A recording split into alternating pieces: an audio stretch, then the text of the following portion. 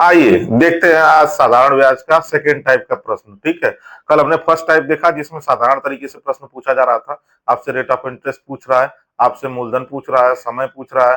ठीक है, साधारण ब्याज पूछ रहा है। लेकिन आज हम सेकेंड टाइप में देखेंगे कि जब कोई मूलधन अपने का ए बटा बी गुना हो जाता है तब किस प्रकार के प्रश्न मिलेंगे, आइए देखते हैं। ठीक है, तो क्वेश्चन है, किसी धनराशि पर किसी वार्षिक ब्याज की दर से साधारण ब्याज मूलधन का 25/16 है। ठीक है, साधारण ब्याज क्या है, मूलधन का 25/16 है यदि दर प्रतिशत तथा वर्षों में समय को निरूपित करने वाली संख्याएं बराबर हैं तो ब्याज की दर है। ठीक है, आइए देखते हैं प्रश्न को।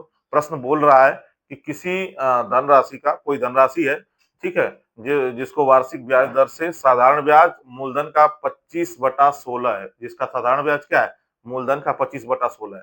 यानी अगर मूलधन पी है, मूलधन पी है, ठीक है, मूलधन क्या है, पी है, तो ब्याज क्या हो जाएगा, ब्याज जो है पी का 25/16 है। ठीक है, 25/16 है, यानी ये हो गया आपका मूलधन और ये हो गया ब्याज। ठीक है, मूलधन भी आपको पता चल गया और ब्याज भी पता चल गया। ठीक है, अगली शर्त आपसे क्या बोल रहा है कि यदि दर प्रतिशत तथा वर्षों में समय को निरूपित करने वाली संख्याएं क्या है, बराबर है। ठीक है, दर प्रतिशत, दर मतलब R%, ठीक है, और समय टी, यानी R% और टी की संख्याएं क्या है, आपस में बराबर है। यानी टी की जगह आर लिख सकते हैं, आर की जगह टी लिख सकते हैं। ठीक है, लेकिन प्रश्न में जिस हिसाब से पूछा जाएगा उस तरह से हम उपयोग करेंगे। ठीक, तो क्या बोल रहा है कि बराबर हो तो ब्याज की दर है। अब हमसे क्या पूछ लिया, रेट ऑफ इंटरेस्ट पूछ लिया। बताइए कि ब्याज की दर क्या है। ठीक है, तो ब्याज दर निकालने के लिए क्या करते हैं, दर प्रतिशत बराबर, दर प्रतिशत बराबर फार्मूला क्या है, साधारण ब्याज, साधारण ब्याज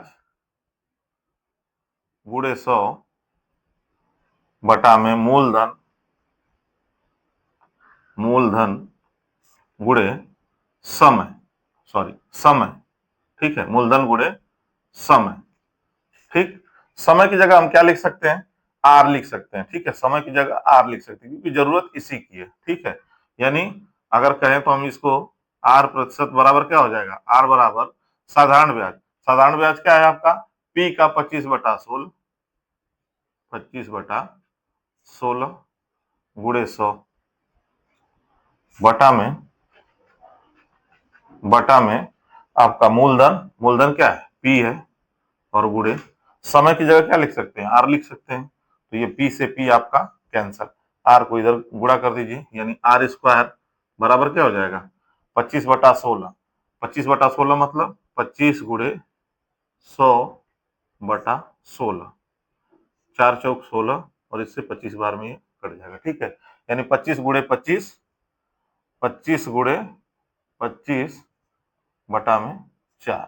ठीक है, इसका वर्गमूल निकाल दीजिए, यानी आर जब निकालेंगे तो √25 गुणे 25 बटा में 4, दो 25 का एक 25 बाहर और 4 का 2 कटा दीजिए, 2 × 1 = 2, 2×2 = 4 और 12 सही 1/2%, यानी आर की वैल्यू आपकी क्या हो गई, रेट ऑफ इंटरेस्ट हो गया 12 सही 1/2%। ठीक है, option number C, option number C क्या है, 12 सही 1/2%। ठीक, अब हम देखते हैं दूसरा प्रश्न। ठीक है, इसको मैं तब तक मिटाता हूं, बने रहिए हमारे साथ।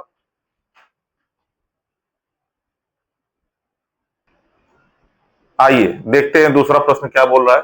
बोल रहा है कोई राशि साधारण ब्याज द्वारा किसी दर से 3 वर्ष में स्वयं की 7/6 गुनी हो जाती है, ब्याज की प्रतिशत वार्षिक दर बताइए। ठीक है, आपसे पूछ रहा है, बोल रहा है कि कोई धनराशि है, ठीक है, जो किसी वार्षिक ब्याज दर से स्वयं का 3 वर्ष में कितना हो जा रही है, 7/6 गुनी हो जा रही है, तो बताइए कि उसका रेट ऑफ इंटरेस्ट क्या है। ठीक, तो इस तरह का प्रश्न करने के लिए आप क्या करेंगे, वही फार्मूला,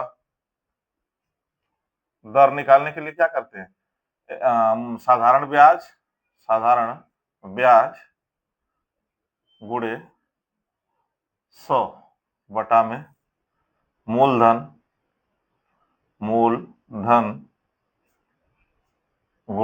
समय, ठीक, मूलधन गुणे समय। अब एक चीज ध्यान दीजिए, आपको साधारण ब्याज क्या बोल रहा है, आपसे बोल रहा है कि कोई धनराशि है, ठीक है, जो 3 साल बाद किसी रेट ऑफ इंटरेस्ट से स्वयं का 7/6 गुना हो जाती है, स्वयं का 7/6 गुना हो जाती है।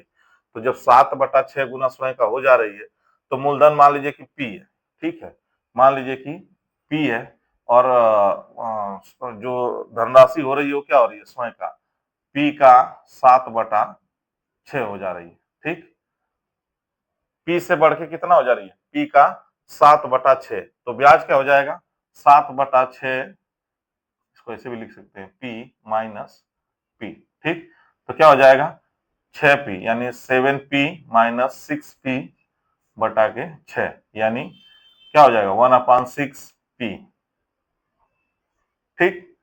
क्या हो गया ब्याज आपका, ये हो गया आपका ब्याज, ब्याज हो गया 1/6p, ये आपका ब्याज हो गया। तो साधारण ब्याज क्या हो गया, 1/6p इंटू 100 अपान मूलधन आपने क्या माना है, p है, प्रिंसिपल, इंटू समय कितना बोल रहा है, 3 वर्ष की बात कर रहा है, ठीक है, 3 वर्ष की, p से p कैंसल, ठीक, यानी कितना हो जाएगा 1/6 इंटू 3 और इंटू क्या है 100, ठीक।